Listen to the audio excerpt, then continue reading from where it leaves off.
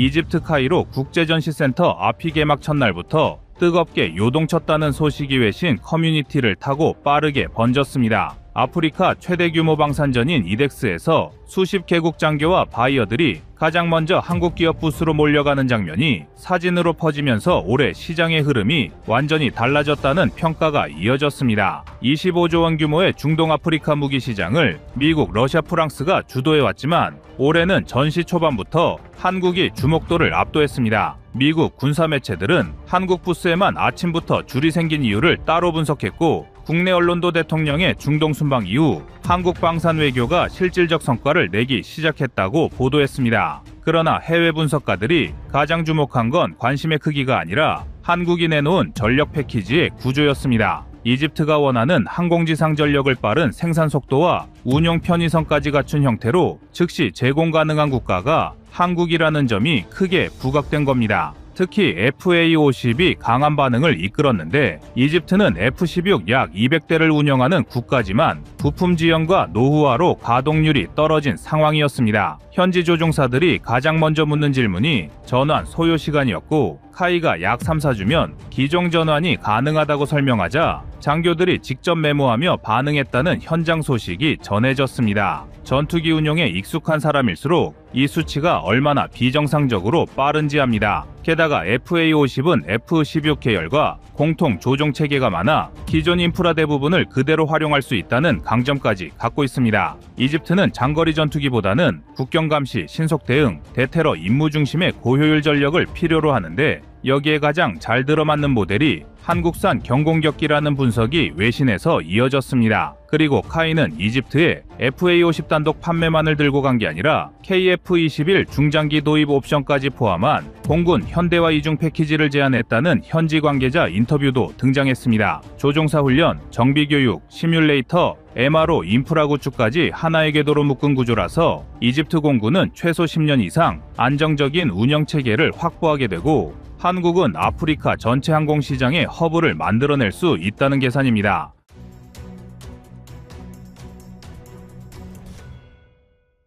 한국이 가져간 무기는 하늘에서만 존재한 게 아니었습니다. 지상 화력 쪽에서는 한화에어로스페이스가 천무 1.0과 2.0 실무를 전시해 더 큰 파장을 만들었습니다. 천무 2.0은 포드 노즐 기반의 신형 추진체와 고각 사격 안정성 개선 덕분에 기존 모델 대비 최대 사거리 약 80km 이상을 확보한 방사포 체계입니다. 미국 하이마스가 90km급을 내세우지만 가격 대비 유지비에서 한국 모델을 따라올 수 없다는 평가가 나오고 있습니다. 더 결정적인 건 이집트는 이미 K9 자주포 패키지를 도입해 내년 1분기부터 실전 배치에 들어가는 상황이라 천무까지 도입할 경우 탄약 수송, 정비 공정, 부품 수급 체계를 전부 한국식 전장 네트워크로 통일할 수 있다는 장점이 생깁니다. 그리고 한국이 내세우는 현지 제조 협력이 바로 이 시점부터 진가를 드러냅니다. 한국은 이집트가 원하는 구조를 정확하게 파악하고 있었습니다. 단순 구매가 아니라 현지 생산, 현지 조립, 현지 정비 역량 확보를 원한다는 점을 오래전부터 연구했습니다. 그래서 한화는 이번 전시에서 K9 부품 현지 조립 체계를 공식적으로 제시했고, 일부 핵심 부품을 이집트 조립 라인에 직접 이송하여 완성하는 설계 예시까지 현장에서 공개했습니다. 한국이 제시한 현지 생산 조립 정비 모델은 미국과 유럽도 제공하지 못하고 러시아는 구조적으로 따라올 수 없는 방식이었습니다. 이 점이 해외 분석가들의 시선을 사로잡았고, 한국이 이집트 무기 시장에서 점유율 25% 이상을 확보할 가능성이 처음으로 언급될 정도로 영향력이 컸습니다. 단일 국가가 이런 규모의 시장을 가져갈 수 있다는 전망은 매우 이례적이었습니다. 일부 군사 전문가는 이를 아프리카군 현대화가 한국식 모델로 넘어가는 전환점이라고 평가했습니다. 카이의 항공전력, 한화의 포병, 로켓,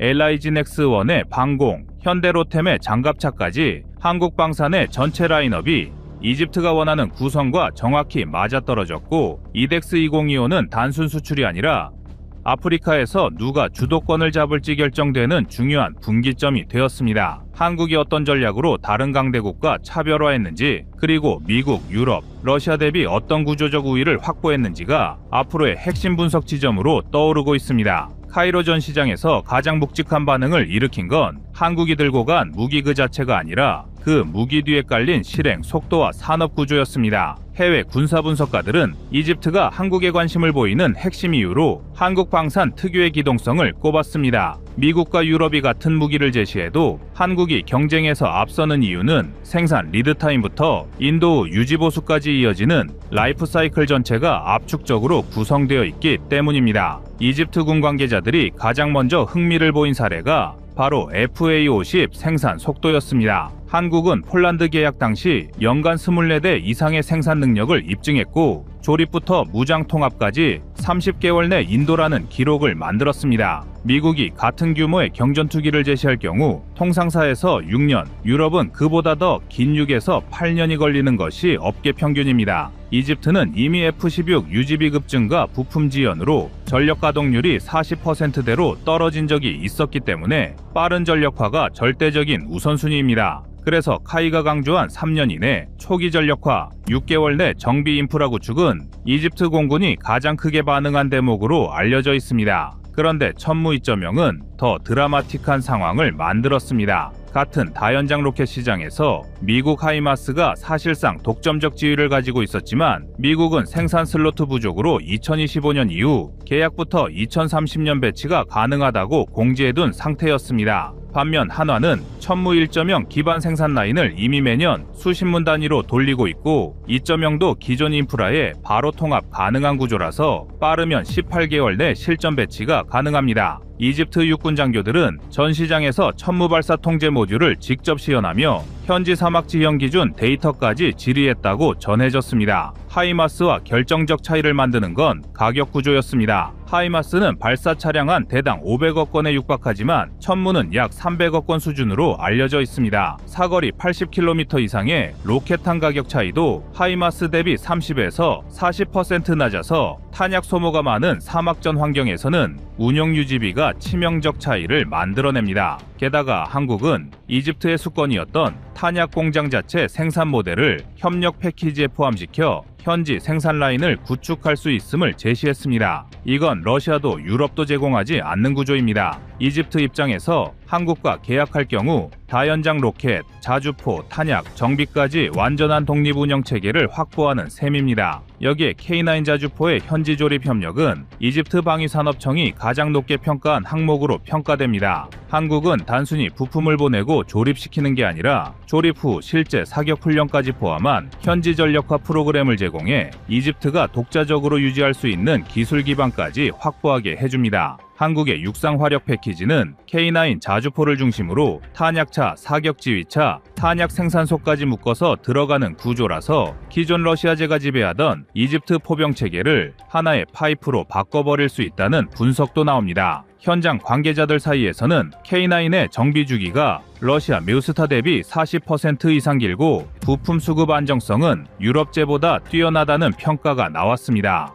그리고 한국이 강점을 가진 한 가지 더 큰 무기가 있습니다. 미국과 유럽이 절대 제공하지 않는 기술 공유와 현지 산업 역량 강화입니다. 이집트 같은 신흥 방산 국가들은 구매보다 자체 생산과 조립 능력을 선호하는데 한국은 K9, 천무, FA-50 모두에서 일정 비율의 현지 조립 프로그램을 열어주고 있습니다. 이건 단순 수출보다 훨씬 위험한 선택이지만 한국은 지난 20년간 축적한 제조, 품질, 검증 체계를 바탕으로 충분히 관리할 자신이 있기 때문에 가능한 전략입니다. 결국 한국의 차별화 포인트는 기술과 가격이 아니라 속도, 신뢰성, 산업 이전이라는 거대한 패키지였습니다. 이집트는 이 점을 누구보다 잘 알고 있었습니다.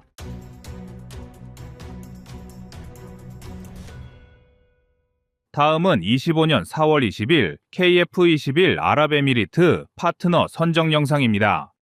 이제 한국은 인도네시아를 더 이상 최우선 파트너로 여기지 않는 방향으로 나아가고 있습니다. 그리고 그 공백을 채울 강력한 대안으로 아랍에미리트가 등장했기 때문입니다. 인도네시아가 그동안 분담금을 제때 납부하지 않고 여러 조건을 내세운 일이 오래 지속되면서 한국의 오랜 인내심도 이제는 바닥을 드러내고 있는 와중에 강력한 협력 파트너가 생기면서 KF-21의 개발이 더욱 순항할 것으로 보이고 있습니다. 여기에 더해 UAE 공군 핵심 인사가 최근 KF-21 시제기에 직접 탑승하면서 이 전투기가 가시적인 성과를 보여줄 수 있다는 점을 국제 무대에 과감히 드러냈습니다. 그로 인해 인도네시아가 느끼는 불안감은 커졌고 실제로 인도네시아 언론들도 무척 격앙된 반응을 보이고 있습니다. 그래서 준비했습니다. 꼼수만 부리다 멸망하는 인도네시아를 뒤로하고 한국의 새로운 파트너로 지목된 UAE의 등장이 앞으로 KF-21 사업에 어떤 영향을 미치는지에 대해 알아보겠습니다.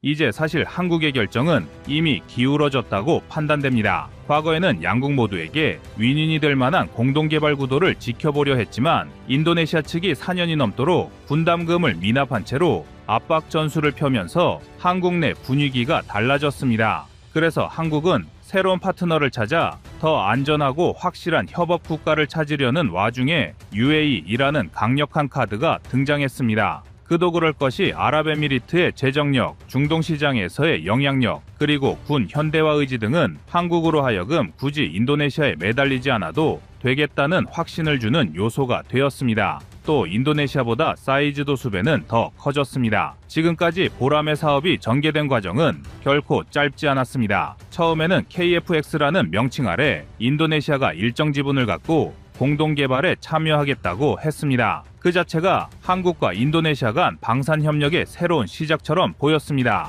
하지만 인도네시아는 단순히 개발비만 미납한 게 아니라 기술 이전 범위나 시제기 수령 등 여러 요구사항을 쏟아내왔습니다. 그러나 갈수록 미묘한 신경전이 벌어졌고 인도네시아 정부가 라팔 전투기 구매 계약 등으로 시선을 분산시키면서 양국 협력은 서서히 균열을 보였습니다. 그런데 UAE가 등장하면서 인도네시아는 말 그대로 낙동강 오리알 신세가 됐습니다. UAE는 중동 지역에서 가장 적극적으로 군 현대화를 추진하는 국가 중 하나입니다. 이미 한국의 무기를 도입해본 경험도 있고 드론 탄도미사일 방어체계 등 다양한 부분에 투자해왔습니다. 이번에 UAE 공군참모총장이 한국을 방문하여 KF-21 시제기에 직접 탑승했다는 사실은 UAE가 사업 참여에 상당한 관심을 가지고 있음을 시사합니다. 단순히 공군기지에서 외형만 둘러보는 행사가 아니었다는 뜻입니다. 한국 입장에서 이 같은 움직임은 인도네시아가 분담금을 안 내도 우리는 다른 선택지가 있다는 강력한 메시지입니다.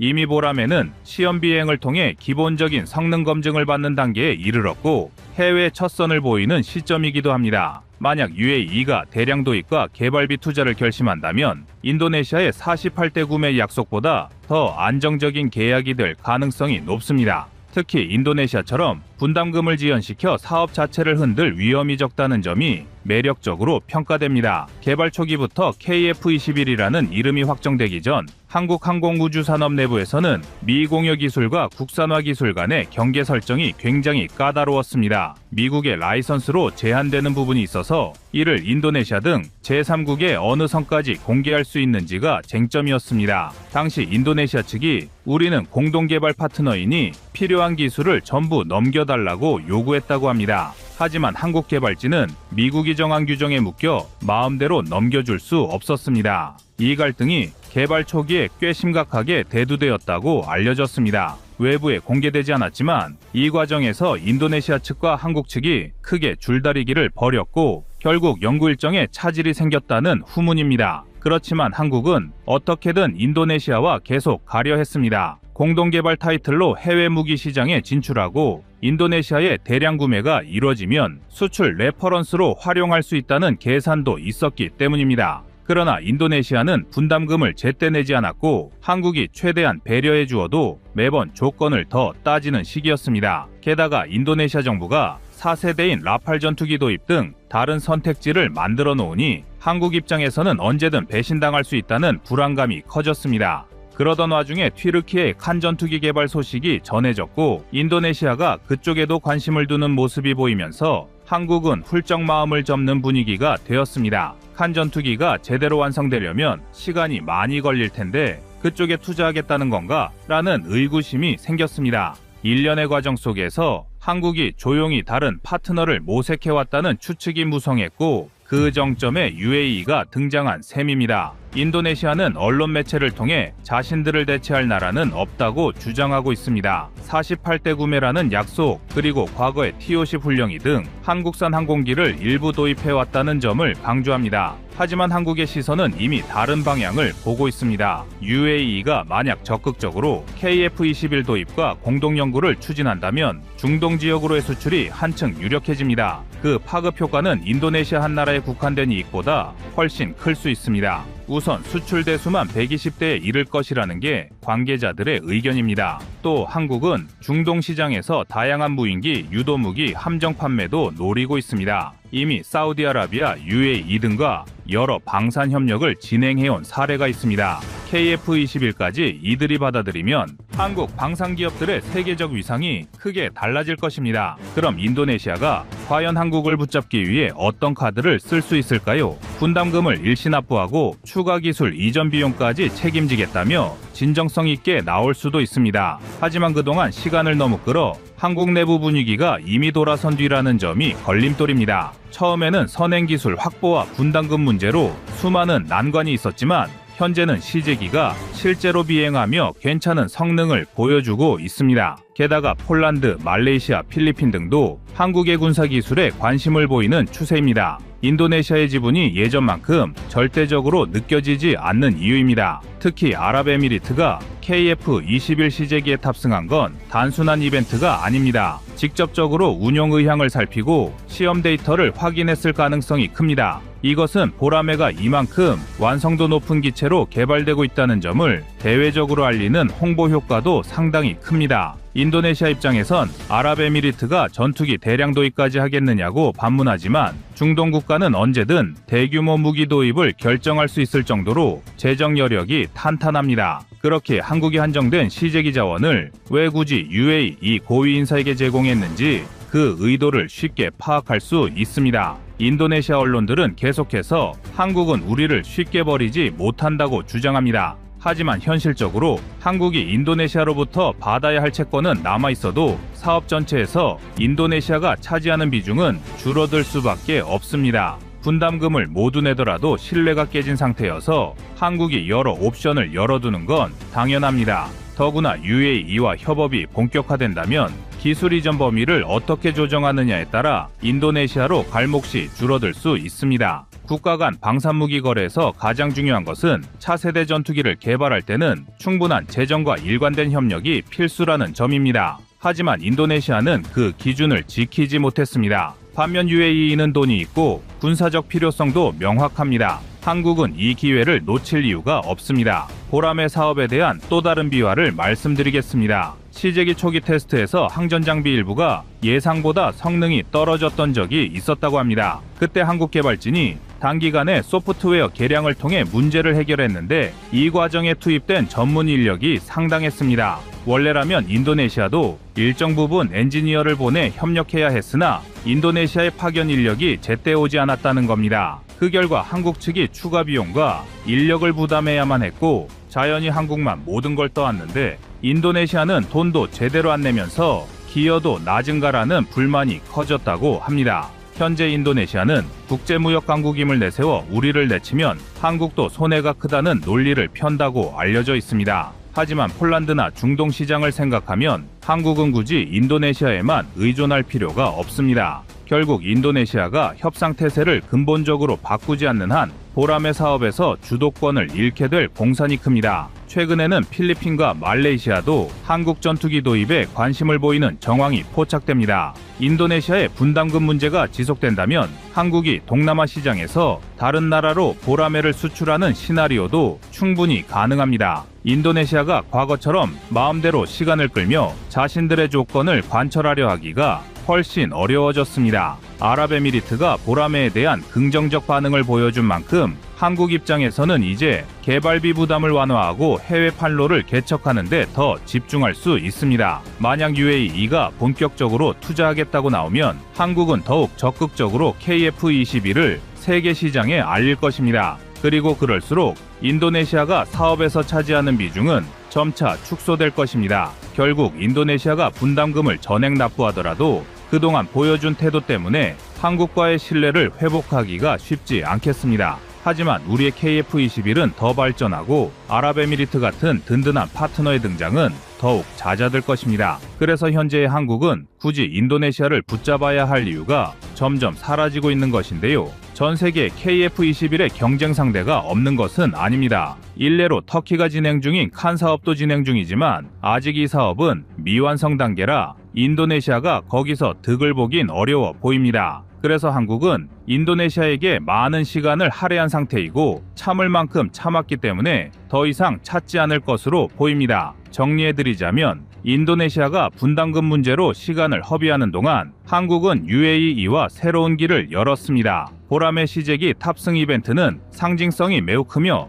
이를 통해 한국은 우리는 더 이상 인도네시아의 눈치를 보지 않는다는 메시지를 전 세계에 보내고 있습니다. 인도네시아 언론이 한국이 우리를 배신했다고 주장해도 이미 서로 간 신뢰가 무너진 상황에서 배신이라 부르기엔 한국이 참아온 기간이 너무 길었습니다. KF-21이라는 대한민국 최초의 본격 중형 전투기가 성공적으로 날아오르면서 인도네시아의 역할은 이전만큼 중요하지 않게 되었습니다. 이 흐름은 앞으로도 크게 바뀌지 않을 것으로 보입니다.